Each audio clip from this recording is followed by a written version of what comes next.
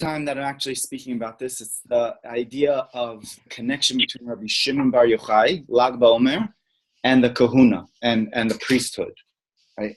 So there's an obvious connection between the Kohanim and Rabbi Shimon Bar Yochai, right? It's actually in the parasha, right? The parasha of the week. The entire book talks about the Kohanim. It's actually called the Book of Kohanim. The middle book, called Sefer Vayikra, is the book which is called the Book of the Kohanim, because it just talks about sacrifices and talks about the Kohanic, job, etc. And then it goes into this particular parsha, Parshat Emor. Parshat Emor talks completely about the sanctification of the priests, of the Kohanim. So almost every year there's the correlation of Lag BaOmer falling out on Parshat Emor, or around that time, or certainly, right? It's always around the time of the, it's in the book of Vayikra. There's no question about that. Hey.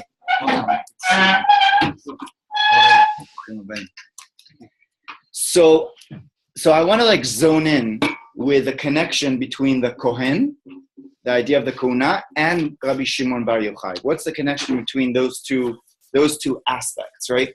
Of the priesthood and the holy Tana Eloki Rabbi Shimon Bar Yochai. So, first of all,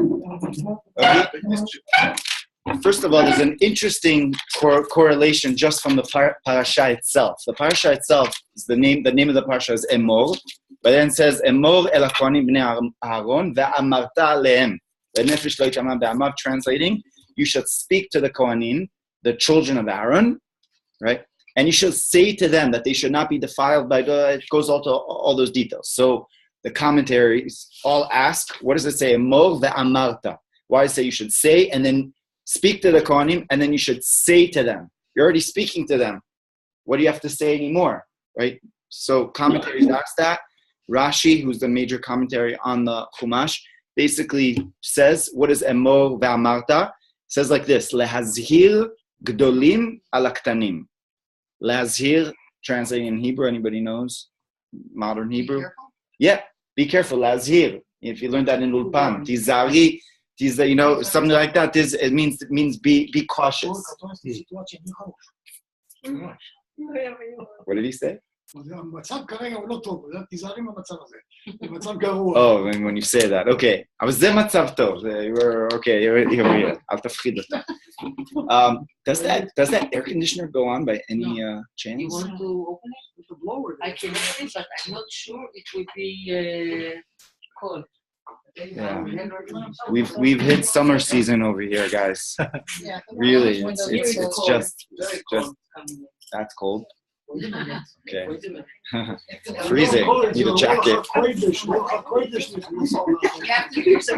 All right. Forget that. Okay. Because you know why I don't open it? Because I saw it's working like a Mavrir. Okay. Oh, it's cool. It's okay. We'll be all right. It's cooler. What? It's cooler. No. I'm fine. Anyways, so going back there, yeah. Why does it say emor and then it says ve'amarta? Those two, it's superfluous. It's extra, right? Redundant. So Rashi says emor ve'amarta is lazhir gdolim al haktanim. Literally, you should have the elders caution the young people, the young Kohanim. And it means that if they're going to get into trouble, they're going to do things that Kohanim are not supposed to do. They're going to go to a cemetery, which a Kohen is not allowed to be in. They're going to stuff like that. Or actually, the Rashi actually takes an implication from there that the older people have an obligation to warn and teach the younger people, right? And the word over there is lazhir. So lazhir, we just said, is to caution, right? But it comes from the word zohar. Lazhir. So lazhir could be, be careful, lazhir. I'm going to warn you, or zohar. There's two ways of making a point, teaching a point. One is you wave your finger at somebody, right? Or you wave your stick at somebody, and then they know, oh, I don't want to get hit, so I'm not going to do that. Or the other way is you could illuminate. You could give them so much light that they don't want anything else besides what you're teaching them, besides what you're giving them. God said, "Out in the morning, out the morning." Yeah, that's right. Yeah. That's why we didn't really fully accept the Torah then. When did we accept the Torah? When? Do you know? When did we accept it? Purim. Yeah. That was out of love. But he wanted us to warn us. No, but we didn't accept it. You're the point. You're not understanding the point. No, but that's exactly it. We can't really fully accept the point unless we're illuminated by it, unless we're totally permeated by it, right? That's why I'm Purim. I'm not saying this. The Gemara says this, that we receive the Torah on Purim. So we celebrate the day of Purim, the highest day of the year, essentially. We receive the Torah because we're in love with God. We're intoxicated with God, right? We're intoxicated. We're on fire for Hashem, and that's why we're taking on the Torah, right?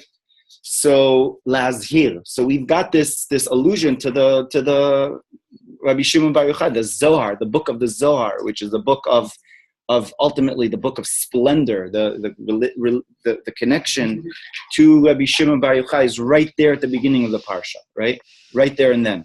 So now I want to go into like just these concepts of like the connection between Rabbi Shimon Bar Yochai and the Kohanim specifically, because the Kohanim have the specific job of teaching the people, like it says in the book of Malachi, Siftei Kohen yishmeru dat, v'Torah yivakshu mipiu, that the lips of a Kohen will be able to retain dat, and ki malach Hashem tzvakotu, right? So the idea of a Kohen, either on a physical level or on a spiritual level, what a Kohen represents is they represent as a tribe of Levi, as a portion of that tribe, represent basically the torchbearers, those that give over the message of God, like, to the people. That's why the entire tribe of Levi in Egypt was not bound by slavery, because what they did is that they had to like teach as much as possible and inspire as much as possible. So now, Rabbi Shimon Bar Yochai is we find. I just want to bring a Gemara. The Gemara in Masechta Shabbos, Masechta Shabbat, Daf Lamed Gimel. Very easy way to remember this daf. Daf Lag. Seriously, the 33rd page of the tractate of Shabbat speaks about the story of Rabbi Shimon Bar Yochai. The 33rd page specifically, right? And in that page, right, in that page over there, the 33rd page, it talks about Rabbi Shimon's, the whole story of Rabbi Shimon Bar Yochai, right? I don't want to, most of you probably know the story by now. The story of Rabbi Shimon Bar Yochai. He was in a cave. He had to hide it from the Romans, and he was in a cave for 12 years. And then for 12 years, if you remember, are you looking for the Hebrew class? No, the Hebrew class is somewhere else, yeah. They're too tan to be, no, I'm just kidding. So for 12 years, Rabbi Shimon was in a cave. And then when they came out of the cave, remember what happened? He burned everyone. Yeah, exactly. So they learned all the secrets, all the Kabbalah secrets of the universe. They came out and they're like, this guy has a regular job. Why are you working? Why do you have any how could you not be just 100% thinking about God, learning about Hashem? What's your life for? What are you doing, man? What are you doing? Like, zapping the whole existence, out of like their, life, completely. So now God says, get back in the cave. That's not what I taught you. You guys, you say Rabbi Shimon Bar Yochai that, but you have learned all the greatest secrets of the universe. But now you have to learn how to apply this secrets, this information, to now implement it, right? in a positive way, in a way that's going to illuminate others. And that's what happened. He came out of the cave 13 years. Rabbi Elazar still had some issues. The son of Rabbi Shimon Bar Yochai was still very intense by it. He still was burning things, but it says Rabbi Shimon fixed. So Rabbi Elazar Machi and Rabbi Elazar he fixed it, like he gave healing. He fixed everything that he did until he said to him, my son, don't be so intense. It's just me and you. If it's just me and you, it's okay. God, not everybody's meant to be like us. Let them be regular farmers. Let them be workers. God loves them for what they are. And it says that on Erev Shabbat, they saw this man that was walking, and Rabbi Shimon was telling to Rabbi Elazar, look, this man is here and he's coming through. And he asked him, what are you doing? Where are you running? And what do you have in your hand? So he said, I'm running because it's Shabbat. So he's like, what do you have in your hand? I have two adasim that I'm holding, right? 2 adasim for Shabbat. There's an idea, actually, Kabbalistically, is the idea to smell a little bit of hadasim, myrtle branch, on Friday night, not just on Motzei Shabbat and Havdalah, to have that smell, and it's a prevalent tzfat custom to do that, by the way. So this guy, based on this story, this guy was running with those 2 adasim, and Rabbi Shimon was like, why do you have 2? So he says, because of Zachor and Shamor, because it says first commandments, Zachor, and the last commandments in the book of Devarim, it says Shamor. So and the explanation is out of the chavivut of the mitzvah, out of the love of the mitzvah. So Rabbi Shimon was like, you see how much they love the mitzvot, how much they love God. Look at that. And Rabbi Elazar was like, okay. So he got it. And at that point, he got the point of basically that's how we have to work. That's what we have to do. So Rabbi Shimon, the first thing that he did after revealing himself, hey, I'm out of the cave for 13 years, basically. I'm out of the cave. He said, this is what he did. Does anybody know what he did to kind of reveal himself? Okay, so what he did was he said, does anything need fixing? Anything need fixing here? He came to the town, actually very similar to Yaakov Avinu, where he came into the town right before Shabbat, and he came in right before that, and he says, do we need fixing? Anything here needs to be fixed? So they said, which is an unbelievable statement. Does anything need to be fixed? Rabbi Shimon's, the whole first thing that he said when he came to the world, I'm in the world of tikkun, I'm in the world of fixing. There's something need to be fixed. So they said to him, actually, we have an issue. He went to Tiberias, and he went to Tiberia, right? And he said to him, well, we have a big issue over here because the Kohanim, the priests, have an issue walking around, Tiberias, because the graves and whatnot are all mixed, and we don't know where they're allowed to walk.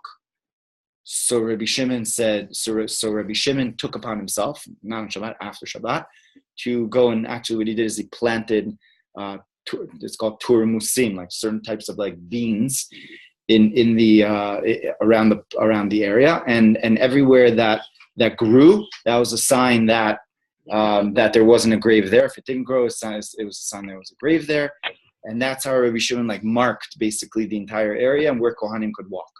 And that's what he did. So the first thing that he did was help specifically the Kohanim. You can think about it. He wants to fix the world, basically. And that's what he is doing, Rabbi Shimon Bar Yochai. Until the end of time, Rabbi Shimon Bar Yochai is the tzaddik who's all tzaddikim, stem from, connect to him, stem from him. That is fixing the world, mamash, right?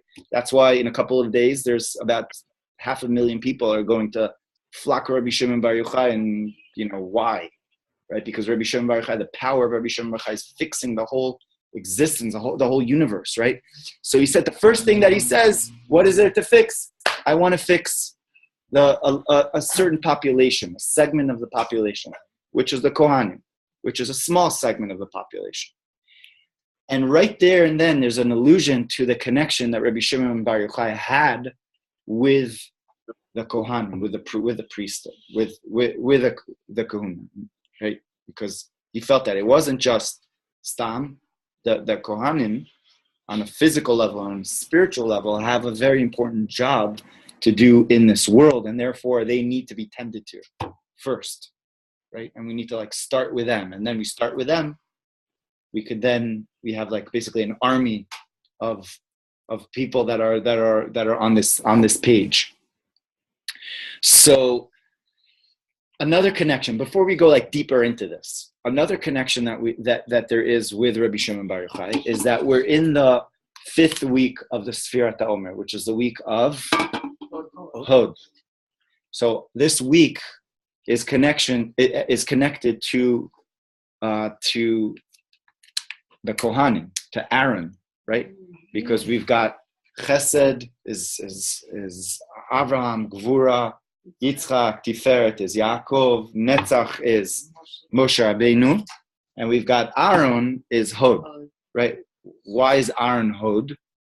Right? Because Aaron is the one that is the epitome of humility, right? Aaron Oev Shalom ve'odef Shalom. He's a seeker of peace, right? And he loves peace and he seeks peace. And just basically the whole idea of Hod is humility, where a person is able to include something which even contradicts the way that they feel, and to be kind of like included by the other person's difference, more than all other of the sefirot. All of the other sefirot have a certain definition to them, but Hod, more than any other, says that basically I'm given over to the godly will, and therefore if this guy is just annoying me, this person is just out of control, and I have the impulse to react in a certain way, but when I have the humility, then I'm able to include him and to just like chill, like be like, okay, it's a little wild, a little crazy, but I'm not taking that into myself. I'm allowing him to be who he is, and that's okay, And by doing that, I become connected to them in a way, right? So, whereas the counterpart, the Netzach, could be just very victorious, could be just very like straightforward, where a person just goes at something, or they have an agenda that they want to bring out. So now the other person opposes that, so they want to convince the other person. So like, just get it. So you kind of like drill the point. Whereas Hod is the opposite. Hod, you're able to like include the others, and that's what Shalom is, and that's why it's associated with Aaron, because Aaron is Ohev Shalom ve'odef Shalom. What's the difference between Moshe and Aaron? Moshe is Emet, is truth, and Aaron is Shalom. What's the difference between truth and peace, and which one is higher? No, not in Gematria right now. I mean, that we know that is peace. Yeah. When you're at peace, you know the truth. How many people have died for the truth, or are still fighting for the truth, right? Peace comes first, but you can't. That's the truth. So it says that Emet is a relevant kind of a thing, whereas Shalom is an inclusive thing, that the Gemara says something like this, that when somebody, that you're allowed to sometimes lie for 3 things, only for 3 things, right? For 3 things in order to have a peace, and it's called Shalom, like Shalom Bayit, like peace in the home, is the highest level. That God's infinite name, it says, which is a 72-letter name of God, was erased, right, by the Sota, right, by that by the wife who's faithful, and the question about that, etc., etc. So God's name, which is God's ultimate name, right, the name of truth, is erased. What to bring out Shalom within the home, Shalom Bayit. So we see that Shalom is greater. That Shalom right? So Aaron represented that. And so this week, the week of Hod, is the week of Rabbi Shimon Bar Yochai. And not only that, but the week of Hod is Hod of Hod. Hod Shebehod is the day of Rabbi Shimon Bar Yochai. It's the day of Lag BaOmer. It's the 33rd day, which is the Sphira of Hod that is within Hod. That means it's like the epitome of what Hod is. We'll speak about that on Shabbat, like what that means more. But I just want to bring out the connection now. Now, just that's like an illusion. Yeah. Illusion, yeah. To the connection that Rabbi Shimon Bar Yochai has with Hod, right? With this week. Now, on a deeper level. So now I just want to jump in. Okay, any questions, comments? The truth exists, but the lie, you have to invent it. You know what? The Kotzker Rebbe says that what is a lie? It's a mimicking the truth. In every lie there's a truth, but there's no lie in the truth. Yeah, but you hear what he said? Yeah. He could even do the truth, but you're just mimicking it.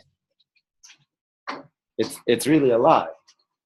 Because the ultimate truth, and we know the Kotzker Rebbe was very into like emes, till the end, So if you want to be truthful, you can't fake it.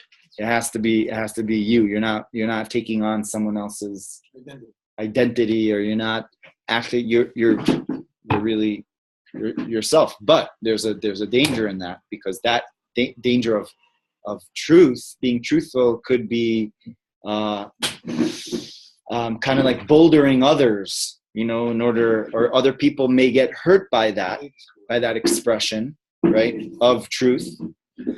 Whereas peace is not necessarily a contradiction to truth, but it's in a way incorporating somebody else's truth and allowing it to allow coexistence between two people. Hi, welcome. No, please come on in. Welcome. Bring chairs. Welcome. Or from the Kshatot, they're here, or from the next room here. There are chairs. Yeah, there's Or maybe, wait a minute. You stay here, I'll bring chairs. Yeah, there's a chair right there. They're going to bring, okay. Because I know from her. Okay, so to be able to coexist, you have to, it doesn't mean that you're not living your truth, but you're allowing the other person to have their truth. And there's a beautiful line from the Kotzker Rebbe that I love. Okay, you ready for this? I'll say it twice because it's a little interesting. If I am I, because you are you, and you are you because I am I, then I am not I and you are not you. But if I am I, because I am I, and you are you because you are you, then I am not I and you, and then I am I and you, and we could live, and we could live together. Okay. Anybody want me to say that again? Yes. Okay. Wow. If I am I, welcome. If I'm I because you are you, and you are you because I am I, right? Then I am not I, and you are not you. But if I am I because I am I, and you are you because you are you, then I can be I, and you can be you, and we could live together, and we could speak. So there's like basically that idea of identity that sometimes becomes phased, and because we have our truth. We're speaking about Rabbi Shimon Bar Yochai and the connection to Hod, the week of Hod, and we're speaking about the difference between Hod represents peace, and Netzach is more about truth. So the difference between truth and peace. So the ability to be peaceful, Hod, which is Aaron's virtue, is the ability to coexist and to take contradictions, but it doesn't mean not being you. doesn't mean negating your own truth by allowing somebody else. That's not real peace, because, and it's not long-standing peace, because you're not really you. Somebody else is just like imposed themselves on you, and you're just taking them in, and so it's quiet for now, but it's going to explode in a number of weeks from now. So that's not a good thing. So you definitely have to know yourself before you can go ahead and know the other person. What happens in society today is people see others that they admire and they act on who they are, but those people they admire are no one themselves. They're what society, made them, convinced them of being. And society itself is made up of nothing, but child's play garbage, and and it just cycles out outwards. But pretty much, you need to be you in order to see the truth in life. You need to be you to connect to somebody else. You need to be you to actually want to grow or become something more. Absolutely. Otherwise, don't borrow anybody's idea. Yeah. It costs you a lot of money. I mean that's why we're in such a confusing state that we're in, especially like especially young kids, etc. Right? The line knocks you down. Whatever you say, all the sentence was compromised. We are compromising. When you're a couple, you compromise. Because there's a compromise. Compromise, yeah. When you compromise, you lose yourself at the end. Unless you compromise a little, and then the next one next to you is compromising a little. But that's the thing. The compromise could bring out your higher self, like by compromise. But not if you're giving up yourself, like your truth. You're sacrificing what you're exactly right. Then that could be abusive. So then that be compromising, but not taking advantage of yourself or the other person. Yeah, because then you would have nothing left of you. Right. So.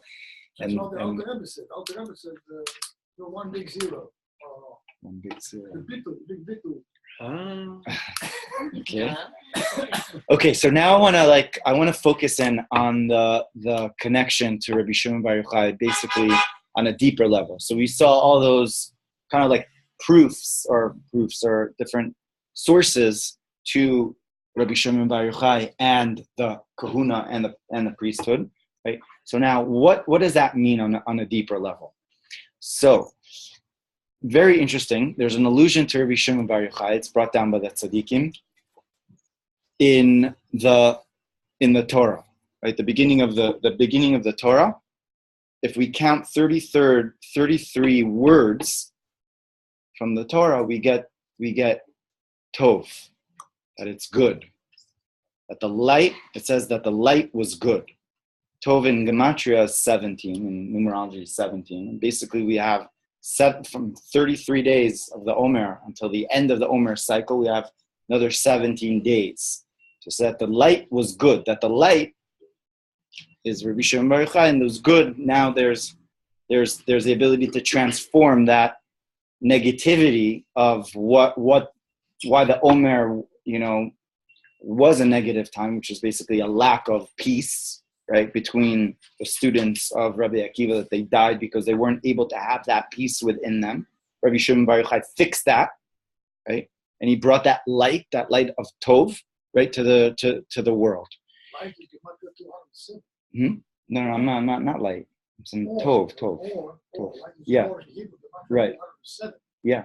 He saw the light of the letters in the dark cave, which was like sulfur, lighting up the cave space, and he saw with his two eyes. That's 207 times 2 is 414. 414 in Hebrew letters is 4 dalit. Yeah. Dalit. That is not dalit. One. That is aleph. Aleph. Dalit. One more time, dalit. Very good. Wow, this mathematician is good. So the connection is like this. The reason that Kabbalah tells us that God created the world was He created the world to perpetuate goodness, and basically He wanted to give us tov. Why? Because the nature of good is to do good, and essentially He created the world, yes, for us to receive the greatest good possible. That's why God created the world. I mean, then you could ask yourself the question, or we could ask ourselves the question, like, it doesn't look that way, exactly when we look at the news and anything like that. It doesn't look like God's big plan is happening. Look at the news around your neighborhood. Look at the news where you can change. Don't look at the news that they are poison. Yeah, I try not to, but I'm saying, but most people do, and they would have that question, of basically of what's going on over here. We look at the world, and it doesn't look like it's tov. So God created the world. Hebrews, the Rashis Bara, the first two letters, the first word in the Chumash is gracious, big with all of his Bara. Yeah. Another time Bara, Rashis Bara, twice he mentions the word Bara in these two words. Okay. You know what? No, why? Gracious, what's gracious? 6 letters to symbolize the 6 days of creation. Yeah. There's a lot to say about Bereshis, definitely. There's a whole book of the Zohar, Tikkun Zohar, speaks about that. Okay, shkach. So now the idea of the creation of the world is called chesed, that God had a desire to create the world, and it says olam chesed ibanan, that God created the world with the attribute of chesed, of kindness. God wanted to be kind, and he wanted to give kindness to us. And thereby, by having kindness in the world, right, by us receiving the ultimate kindness, then we could actually connect to that kindness by perpetuating that kindness ourselves. Because by doing that, then we connect to God, right? So where we could ask ourselves, what's the greatest goodness in the world? It's being connected to the source. So if we ask, like, what does God do? What does God do? He's constantly giving life to us every single second. God is constantly giving. That we know that the creation of the world, like, keeps on, like, expanding, and actually it says that's the name of God, Shin Daled Yud. God stopped that because God would still, like, it would be an infinite creation, because God's will is to give an infinite amount of light and goodness, right, to everyone, right, to everybody in the world. How? I have an idea, sorry. Abraham knew Shaddai, okay, Shaddai. So until Abraham came and took upon him the Jewish community, Mm-hmm. the Lord was giving and giving and giving and giving. When he met Abraham, he said Shaddai. Okay. If you read Shaddai, opposite from left to right, you get the hands of God. Yeah. So like this. You want to go in there or something? It's fun. Okay. So chesed, that idea of chesed is basically what the Kohanim are all about. Right? The Kohanim are the attribute of chesed.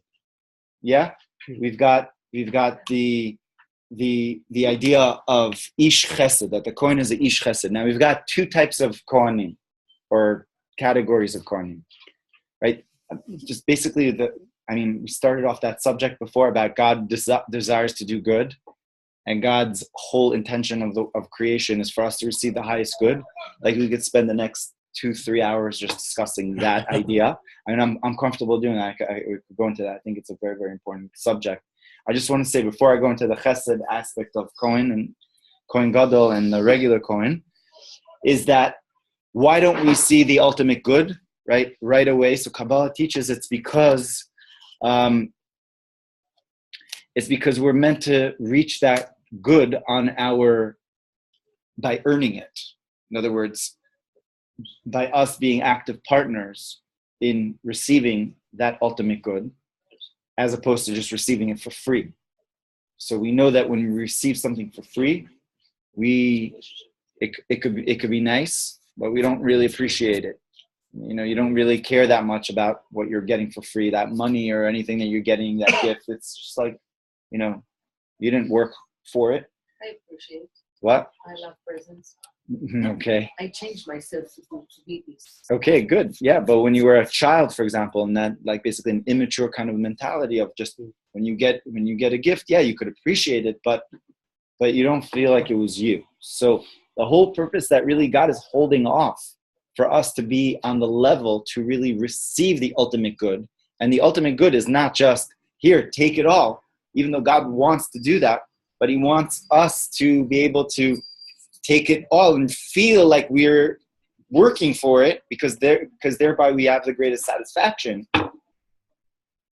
because of our joint effort in doing that. And that comes through the transformation and basically the inner work that Kabbalah speaks about of the person inside, person's intentions, a person's thoughts, a person's emotions, a person's actions. All those things are internally happening within them, and they are constantly working on them. We're either falling, we're either going up, or either falling. There's no like in between stage in life.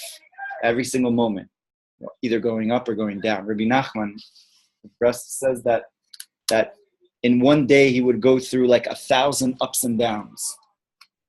Like he was so sensitive by like, where he was on a spiritual level. He felt like he was on this spiritual journey. He was like so sensitive and sensitized to life and basically his mission. He was so connected to that inner mission that he was felt that, right?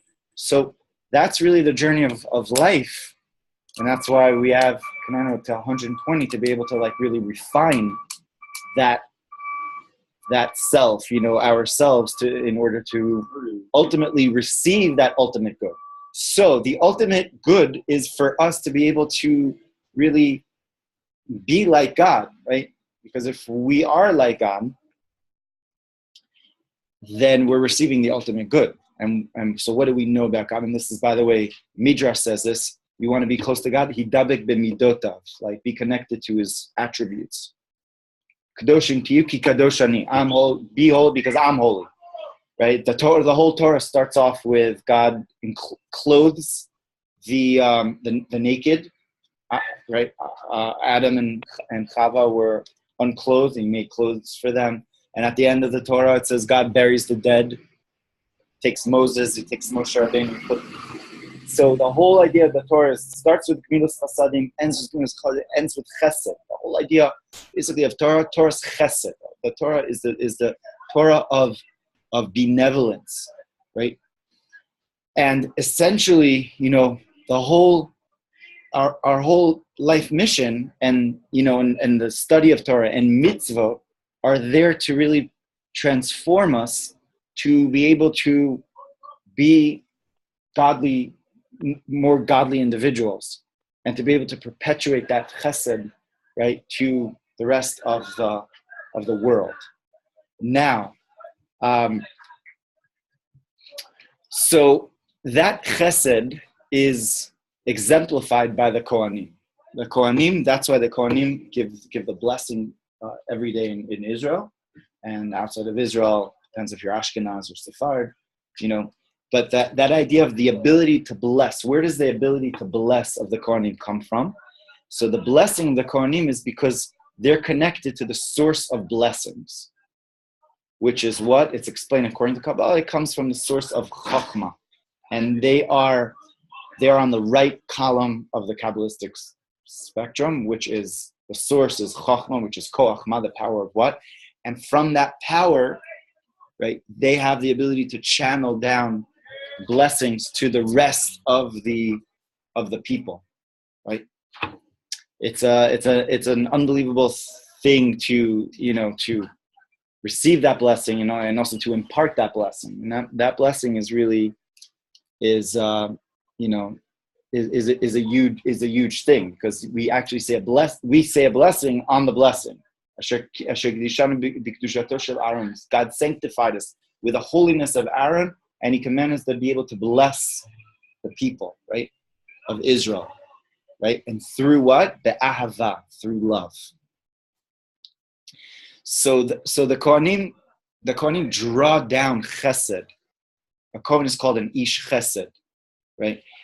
Now, there's two types of Kohenim. There's the Kohen Gadol, and there's something called the Kohen Hediot. There's a Kohen Gadol, high priest, and there's the mundane priest, literally translates, mundane priest. What's a mundane priest? He wears 4 garments.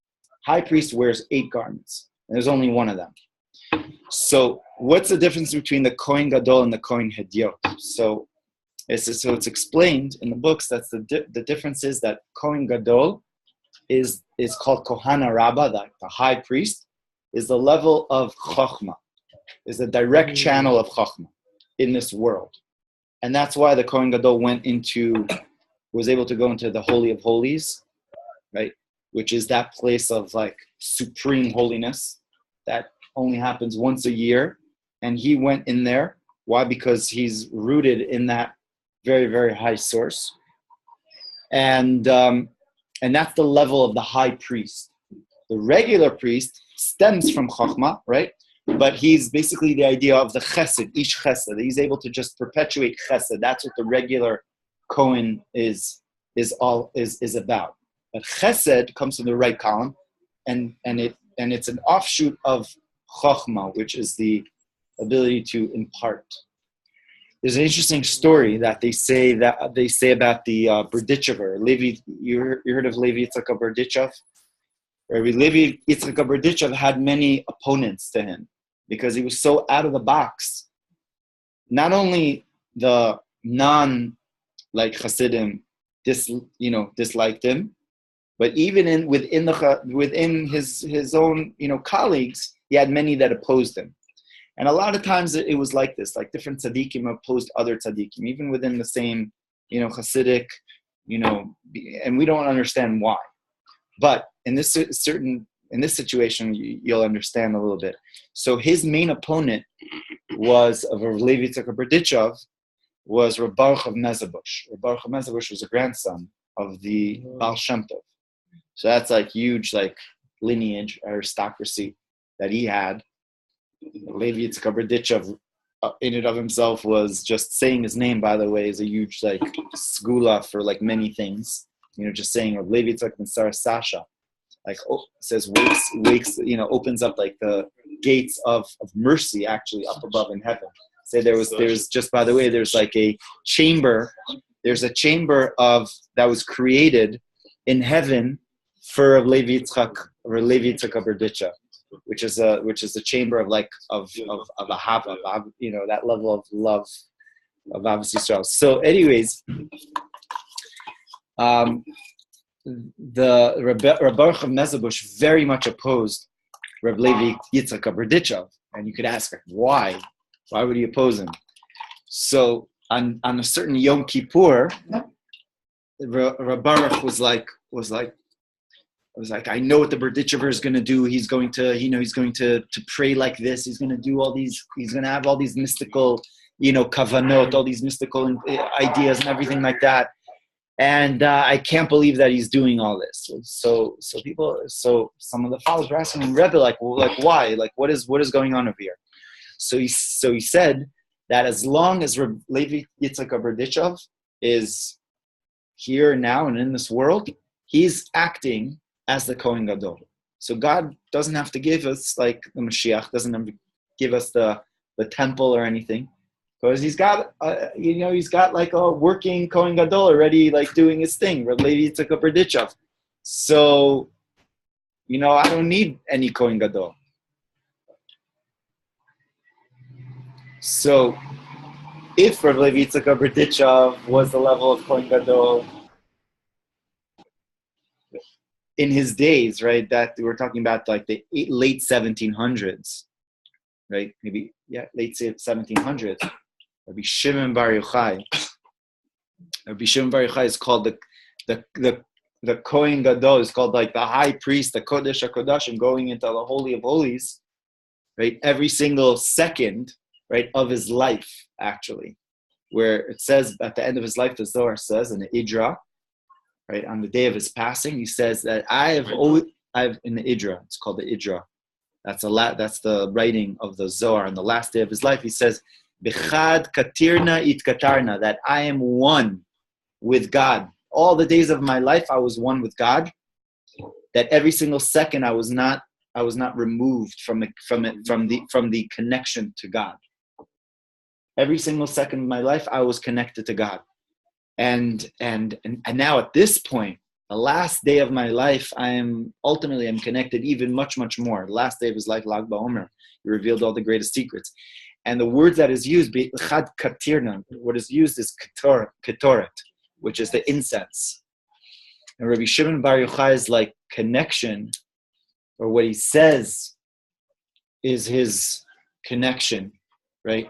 And his oneness is the incense. Because the word for ketoret and katirna is actually to be tied, like in Aramaic, to be tied is kuf tet resh, and in Hebrew it means ketoret, it means incense. So that level of being tied, being joined, is exemplified, is really what the ketoret is all about. The highest point of the Yom Kippur service was what? High priest, where? In the Holy of Holies, doing what? Bringing the ketoret, bringing the incense. Once a year, by the holiest person in the year, right? And in the holiest place in the world, right? That's the avoda of the Kohen Gadol. Now that was the avoda of Rabbi Shimon Bar Yochai all the days of his life, right? That he was this channel basically of the high priest of the Ketoret, right? That mamish, like in this world. So, But today, we are not allowed to be this way. But today, what do you mean? What the rabbi is saying, we have to take it down to work. Oh, so that's no. We said that he came out of the cave and he was there for 13 years. The 13th year is the year that he was in this world. So on Shabbat, we'll speak about Hod Shabbat, how it relates, right? And you know, how Rabbi Shimon Bar Yochai brought that highest level down into this world, the practical world. I gave a class on this week, and I spoke about Kabbalah, spoke about different concepts, and this person was there. It's like, Rabbi, that's like very nice, you know, but we live in such a contemporary world. We live in this and this. How does this relate to like us in this world? You know, so I said, you know, that's a great question that you're asking. But I'll tell you this much. I'll tell you that, you know, I get to meet a lot of students, like birthright students and different students that come through. And I could tell you this much, that they're searching, that they're seeking that connection. They're seeking that ketoret, that connection. And not just a connection which is like superficial and like we said before, it's like you're mimicking something and you're doing this and but they're looking for the real deal, and they're able to like see through what's not the real deal. And the only real deal that there is in this world is this light of Rabbi Shimon Bar Yochai, is this light of the Zohar, the light of Kabbalah, of Chassidus, and it's able to like, you know, it's the only thing that's going to save those kids that you mentioned over there in LA and the rest of the world that are mimicking, you know, I don't even want to mention some of these celebrities that have no real light.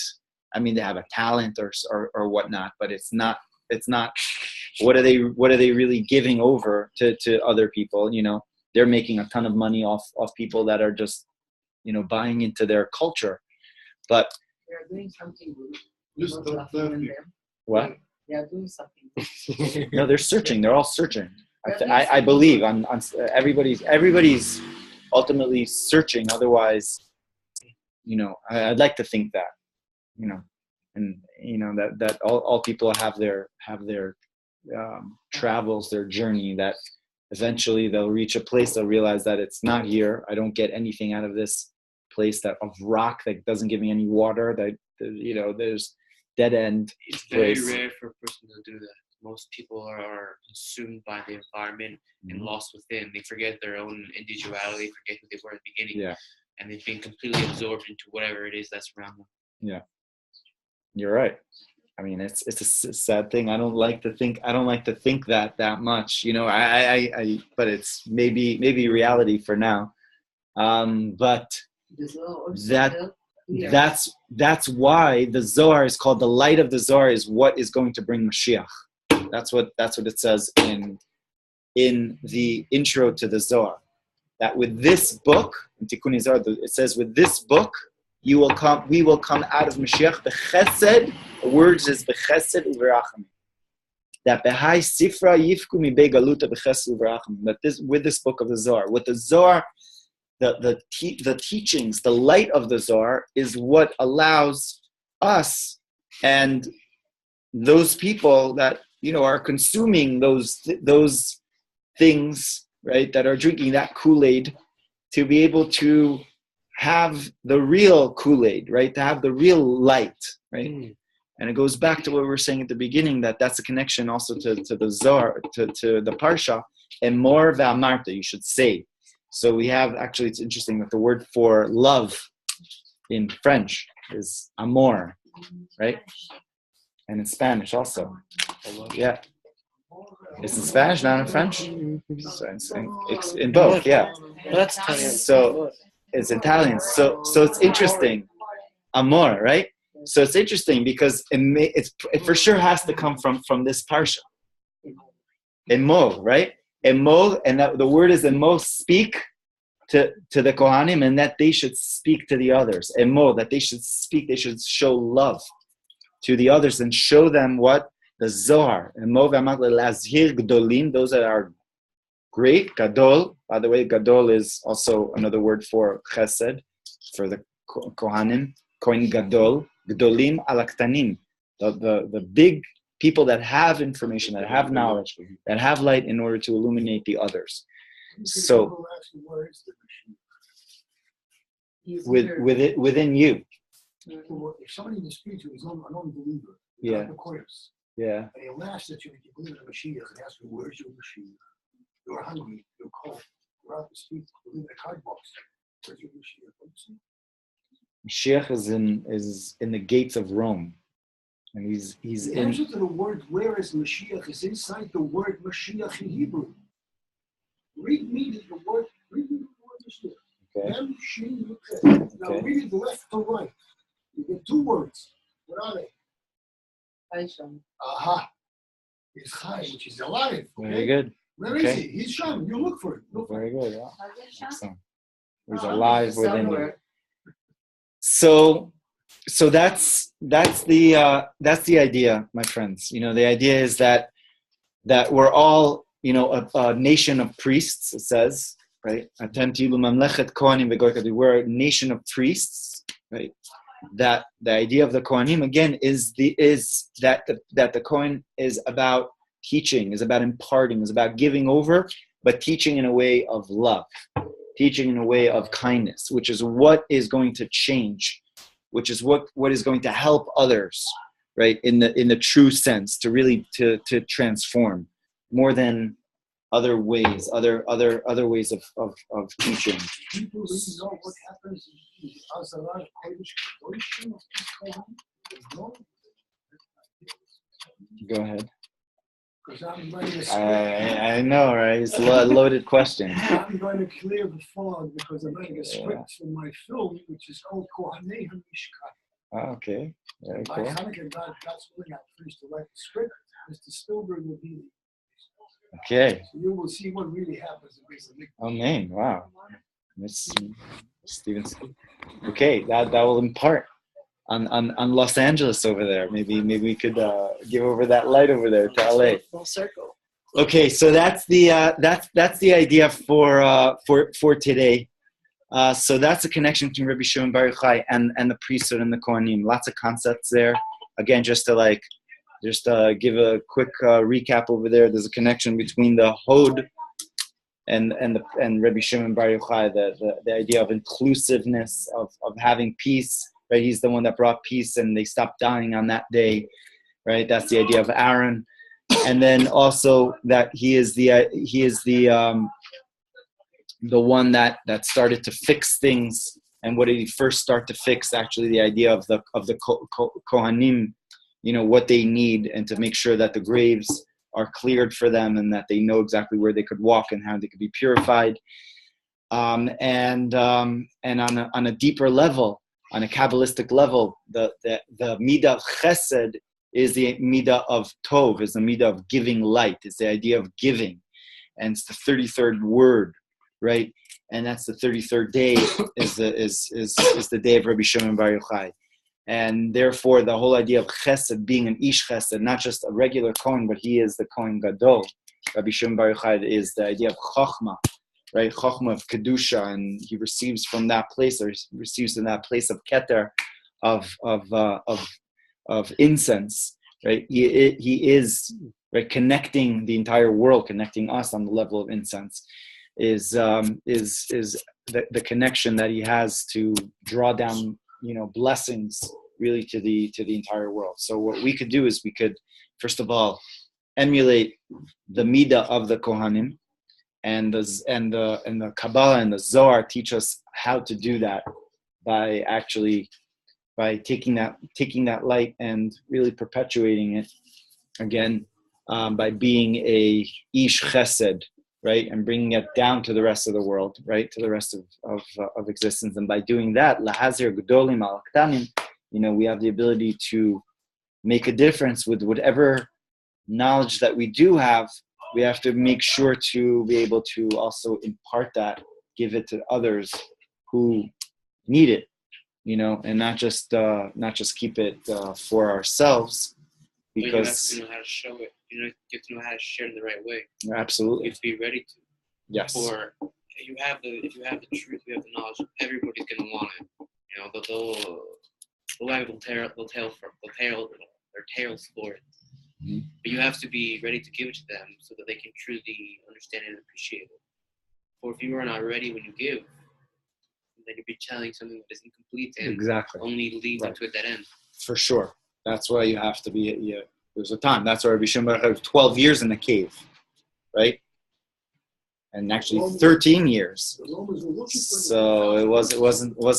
He wasn't ready to do it right away. Just by the way, a point on that, and we'll end with this. The Orach Chaim HaKadosh, the holy Orach Chaim, says that if the wicked people of the world, this is what he says, the Rishon, the wicked people of the world knew the tanugim, knew the tainug, knew the pleasure, right, of the light of the Torah, basically, they would leave what they consider as pleasureful. They would leave all the pleasures of this world, and they would run to enjoy, right, the real source of pleasure, of tainug, which is a godly tainug, which is a divine tainug. That's what the Orach Chaim HaKadosh says. I assume it means that they went from without, they went within, and they found their own eternal world, which is the true world, connects to everything. And when you find that, you understand love, you understand pure harmony. You feel pure harmony and love, and it's the ultimate love of Hashem. And just everything is illuminated, everything is warm, everything is alive to you and connected to you. And so I assume that's what they mean. Yeah. Well, Orach Chaim HaKadosh probably meant a lot, he do a lot more, a lot more, I mean, we could speculate what he means. It's indescribable. But that's what he says. Describe is something you can only experience and feel. Yeah. No matter Absolutely. words. No matter words. But if they had a taste of it, then they would just run to it. And by the way, people say that also about the Shabbat, about the Shabbos. Like sometimes the greatest way to bring someone closer to Torah, to anything, is what? What? Is the Shabbos. Give him a taste of Shabbos, which, by the way, Rabbi Shimon Bar Yochai is called the Shabbos also. Right? He's called Shabbos. The Gemara says that he's called Shabbat. Right? because you go into Shabbat and you taste a little bit of like the bliss of it. You don't have to say anything else. You're like, I want this. And that's it. You're transformed. Shabbos is the word that begins with Shin Beit, which means Shabbos, which means came next to himself on the seventh day, because on the rest of the week he's working and he's somebody else. Only one day he has to come back to himself. Yeah. Okay, so many blessings to everyone, and we should have that connection to. We do have that connection to Rabbi Shimon Bar Yochai. I mean, everybody's got the connection to Rabbi Shimon Bar Yochai, especially those that are here in Tzfat or listening in, or just having a desire, a will to be close to that great light, that great luminary of Rabbi Shimon Bar Yochai.